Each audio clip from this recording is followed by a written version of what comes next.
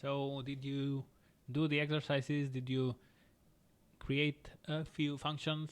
I hope you did. You can also always check the internet for more exercises. If you feel that there is something that you are not understanding, something that you really would like included in the course, feel free to drop me an email and I will do my best.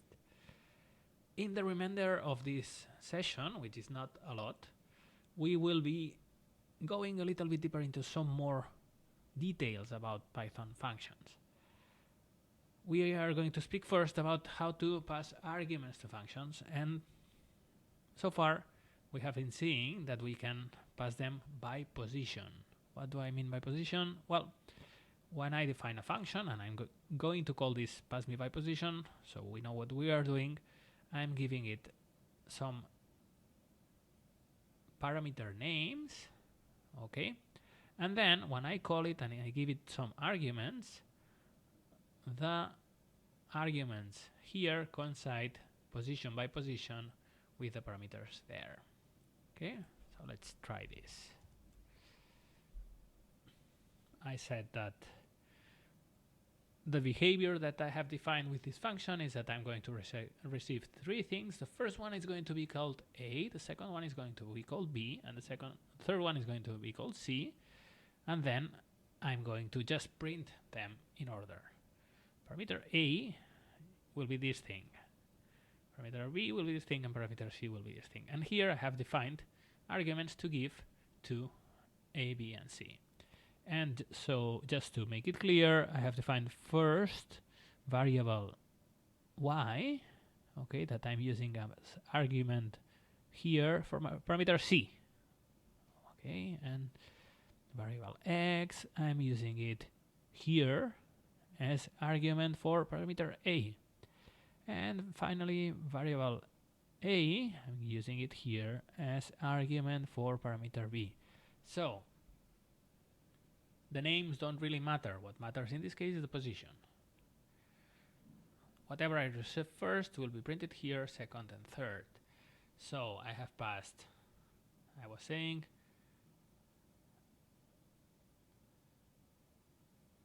y is in the third position, so y is the argument for parameter C, and I have received it here. Parameter C received an argument 4. First one was x, which contained 34, and this was the argument for parameter A, as I can see here. And finally, I also had -1 here in the middle, the argument for parameter B. Okay, abstract parameters, specific arguments, in this case defined in variables. Here is also a good place to stop again at the return value. Return is the reserved word that Python uses to give back the result of one particular function to whoever is using the function. Okay, it's very common to, for example, put the received result in a variable that I creatively named result here too, and then I'm printing it. So I was basically returning A plus B plus C, so I'm adding these three things, and that results in 37. Notice that here I have very little leeway. If I try to call my function with fewer parameters than I have or more parameters than I have, I get errors. Pass me by position, missing one required positional argument. You told me I would have 3, and you only gave me 2. Error. If I give it more arguments than parameters the function has, pass me by positions, take 3 positional arguments, but 4 were given. Okay, so just by defining things in a certain order, I can define the behavior of my function, and then I have to be careful to call it properly. What happens if I don't like this state of affairs? For example, because I have many parameters. I have a really complex function that does lots of things with lots of different information, and I have a long list of parameters, and I cannot remember which one goes first and which one goes second, and so on. Well, I can call the function by name. I can pass the parameters and the arguments to the parameters by name. Okay, so let's define another function, and I'm going to define it very similar to the previous one. Sum 2 bigger than third.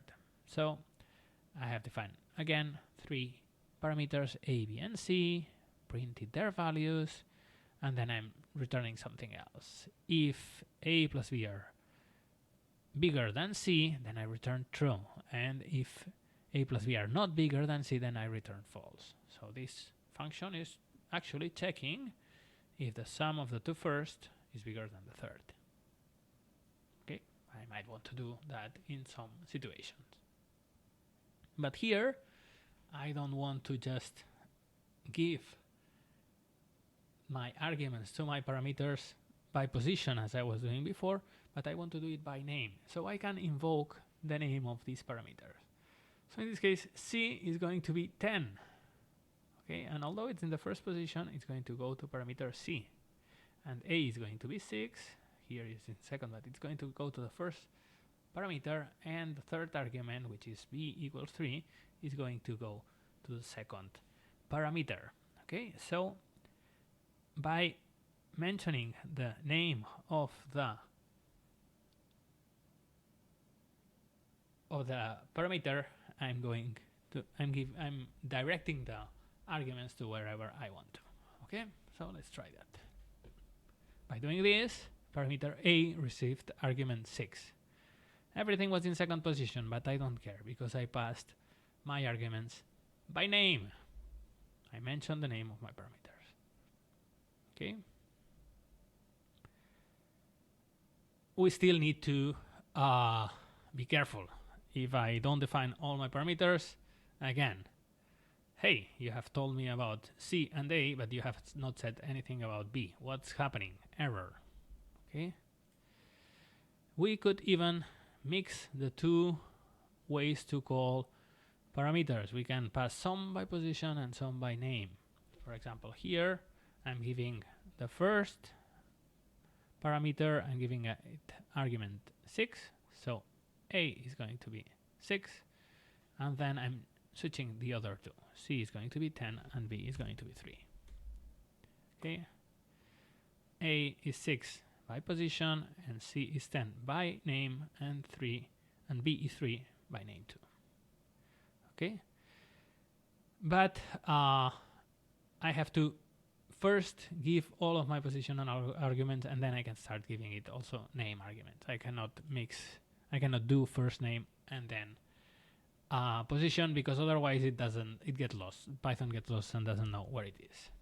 Positional argument follows keyword argument. No, that I don't know how to do. Okay, so to sum up this part, to recap, we can pass by position.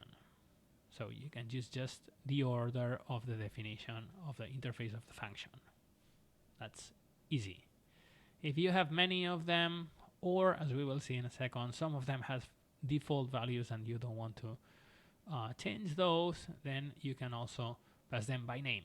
Mention the name of the parameter and give the argument in the order that you prefer, as long as you give values to everyone and so on. You can even mix the two, but you have to do first by position and then by name.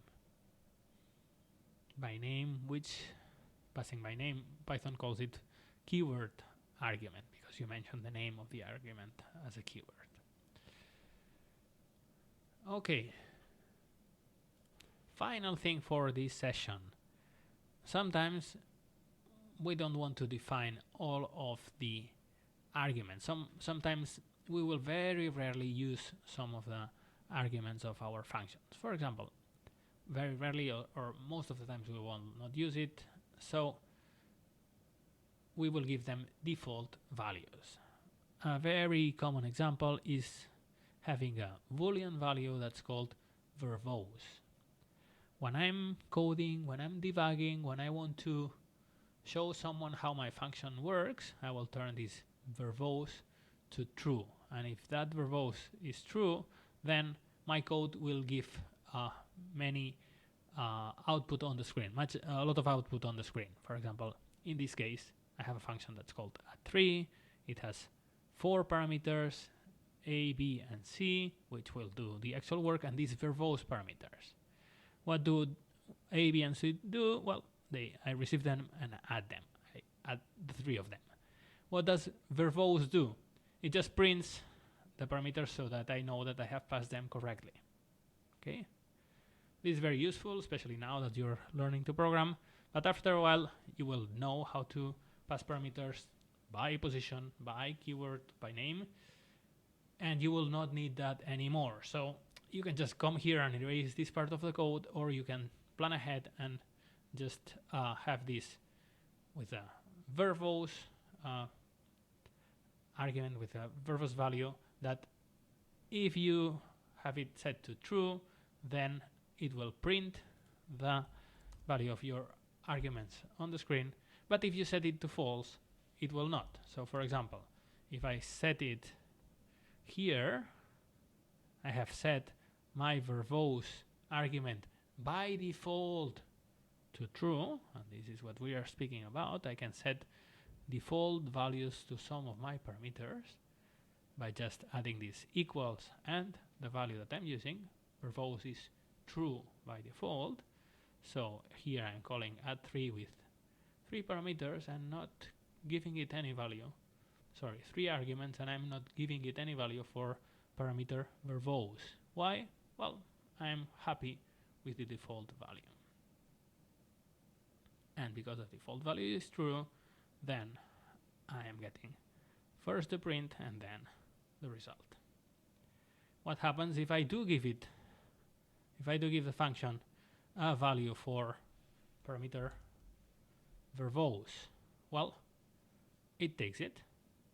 Now A is 2, B is -1, C is 5. I'm passing my first 3 parameters by position. I'm also passing my fourth one by position, but now verbose is false. And because it's false, it doesn't print anything here. I only get the result. As you can probably guess, if I have one or more default parameters, they have to be in the end of my parameter definition, because if not, I could have situations where, for example, in this case, I could give Python 2 parameters and it would never know if I'm in X and D, which need to be there, or if I'm in X and verbose and I'm forgetting about parameter D. Okay, so from the start, if I define parameters with default values and they are not at the end of the parameter definition, I get an error. Non-default argument follows default argument. No. Just the parameters with default value have to be at the end of the parameter definition. And you can have as many as you want, but they have to be in the end of the function definition, of the parameter definition. Okay. So here you have a few more exercises. Go do them. I think they are interesting. As I was saying before, if you have questions, if you would like something else to be in the course, just drop me an email. And that is it for this session on functions.